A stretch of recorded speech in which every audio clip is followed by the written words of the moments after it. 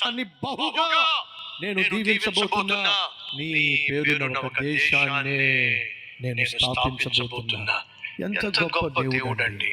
ఒక మోసగాడు తన మోసాన్ని ఒప్పుకున్నప్పుడు దేవుడు ఆ వ్యక్తిని ఎంతగా దీవించాడో తెలుసా?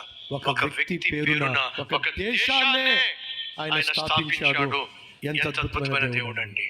ఇశ్రాయేల్ ఈ రోజు ప్రపంచంలో బహుశక్తివంతమైన దేశం. ప్రపంచానికి గొప్ప గొప్ప సైంటిస్టులను అందించిన దేశం ఇశ్రాయేలు. ఆ దేశం అసలు ఎవరికో తెలుసా మీకు? ఒక మోసగాడి పేరండి. కానీ ఎప్పుడు ఆ పేరు పెట్టబడిందో తెలుసా? మోసగాడు తన మోసాన్ని ఒప్పుకొని విడిచిపెట్టినప్పుడు.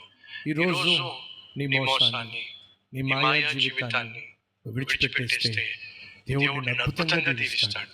నిన్ను మాత్రమే కాదు, నీ ద్వారా నీ సంతానాన్ని దీవిస్తాడు.